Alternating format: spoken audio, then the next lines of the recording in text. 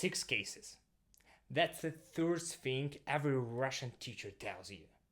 And that's exactly why most people quit. Today I'm gonna tell you you only need 2 cases actually to start speaking. The rest can wait. Actually, let me tell you the concept of the cases. Cases are just answers to questions. Who, what, that's nominative.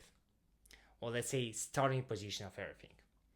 Of whom, of what, that's genitive. To whom, dative. You already use cases in English. You just don't call them that.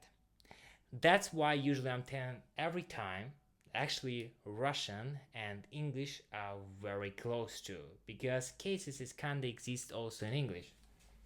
Let me show you the difference. In English, we have I, right? It's a kind of like starting position of pronoun. But in the same time, we have a word me. It's the same I, just in different case. So here's the same thing about Russian language, but we have 6 cases. But more or less, you firstly need to understand the concept of the cases. So actually, it's not very hard, so I'll help you to understand it. So let's start from the first case. Nominative.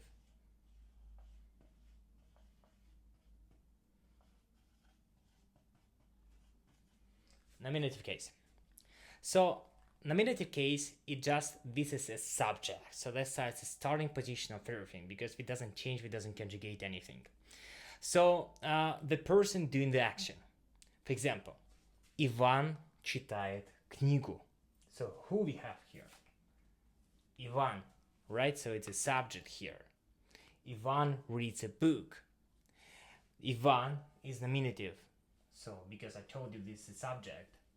Читает, here it will be a verb. And he's doing the reading. And actually, книгу, it will be already conjugated here because it will be accusative case because we doing the action with an object. So that's why we conjugate it. But let's gonna speak about accusative case a little bit further. So, accusative case.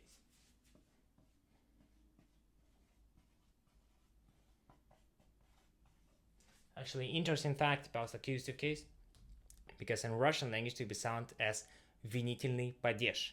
And винительный actually it comes from a word вина, which is guilt in Russian language, and actually it's very similar translation to this one. So accusative case, that's about object. So what's being acted on? So for example, we take like exactly the same example. Иван читает книгу. So as I told you before, Ivan, that's an nominative case because that's a subject. Читает, that's a verb. And книгу here, it will be accusative case because here we have an object. And we are reading the book, so that's why we have an object and we have an action. So it's receiving the action actually. So master these 2 cases, only 2 cases. I'm not asking about anything, so I'm not asking about too much. I'm asking about just the 2 cases, so accusative and nominative case. And these 2 cases actually help you to create your first sentence in Russian fluently.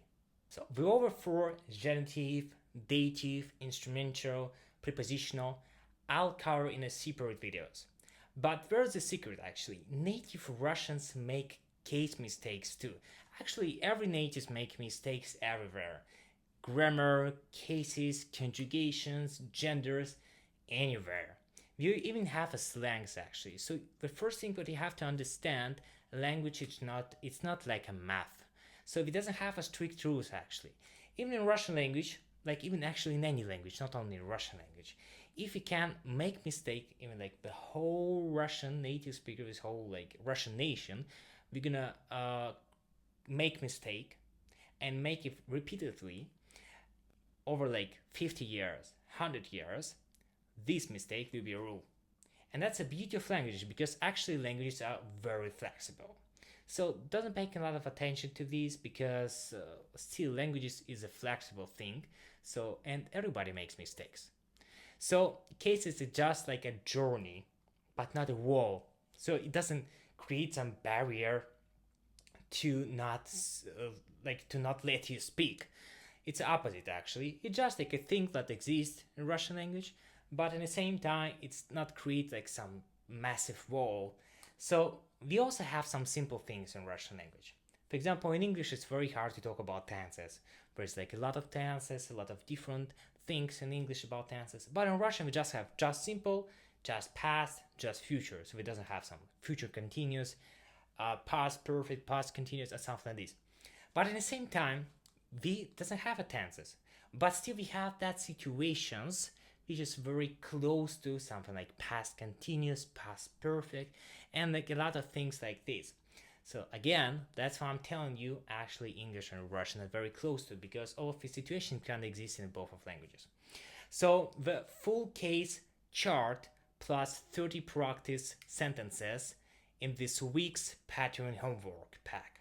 So $5 a month, guys. It's not very expensive, but it will help me to grow this channel very fast and to help you improve your Russian with every day by me, with half by me. And guys, link below on my Patreon. So see you in the next video. And the last word for you, as the previous one, it was пока. Пока. Again, to remember how we write it, пока means bye. So bye guys. It was really enjoyable to see you again today, and we'll be waiting for your comments, for your subscription, and about Patreon. So пока-пока guys.